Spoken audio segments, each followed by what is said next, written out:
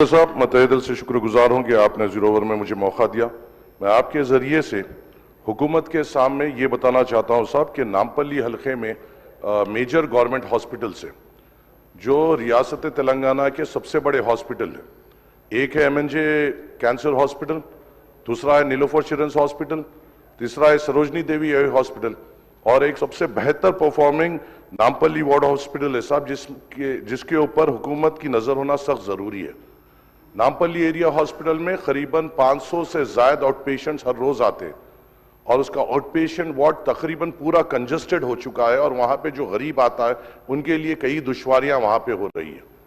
और ख़ास तौर से वहाँ पे जो डॉक्टर्स के पोस्ट है, चाहे वो नामपल्ली एरिया हॉस्पिटल रही है या नीलोफर रही है या सरोजनी और MNJ, कई डॉक्टर्स के पोस्ट वेकेंट है और जो प्रेजेंट डॉक्टर्स हैं उनके ऊपर बहुत ज़्यादा प्रेशर बढ़ गया है इतने ज़्यादा नंबर्स को कैटर करने के लिए। मेरी आपसे दरख्वास्त है साहब कि ये ऐसे हॉस्पिटल्स हैं जो तेलंगाना के ज़्यादातर गरीबों के जो मेजर बीमारियां हैं और जो बच्चों का इलाज है यहाँ पे हो रहा है और हमें उन डॉक्टर्स का प्रेशर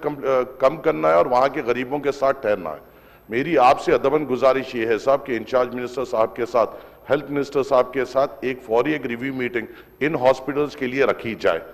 वहां पर साहब एक ICU भी होना बेइंतहा जरूरी है नामपल्ली एरिया हॉस्पिटल में। अगर कोई सीरियस कोई पेशेंट या खवातीन वहां पे आ रहे हैं तो उनको फौरी तौर पर उस हालत में वहां से उस्मानिया भेजा जा रहा है जो उन गरीब औरतों के लिए बड़ी दुश्वारी हो रही है और आप और हम यहाँ पे इसलिए है कि इनको सहूलत दे सके। उनकी सहूलत इस बच्चों का हॉस्पिटल है। अफसोस की बात यह है साहब, 2 साल पहले इसी ज़ीरो ओवर में मैंने यहाँ पे एक मुद्दा उठाया था कि वहाँ पे एक MRI की सख्त जरूरत है और मुझे यहाँ पे तवख्खुन दिया गया था हो जाएगा। 2 साल हो गए, नहीं हुआ सर। बच्चों को, छोटे बच्चों को MNJ कैंसर हॉस्पिटल में जाकर MRI कराना पड़ रहा है। हमें इमीडिएट तौर पे नीलोफर चिल्ड्रंस हॉस्पिटल में MRI लाना पड़ेगा। इसके साथ बस एक छोटी एक हट के बाद साहब, यहाँ मेरे नामपल्ली हलके में एक वोकेशनल जूनियर कॉलेज जो बाजार घाट में है सर, ये चीफ मिनिस्टर साहब के अंडर में आता है एजुकेशन डिपार्टमेंट। पिछली बार बारिशों में हर एक मीडिया ने रिपोर्ट किया है कि ये पर्टिकुलर कॉलेज पूरा डिलैबरेट कंडीशन में है और यहाँ पे जो बच्चे पढ़ रहे हैं इनकी जिंदगियों को खतरा है सर। उतना बड़ा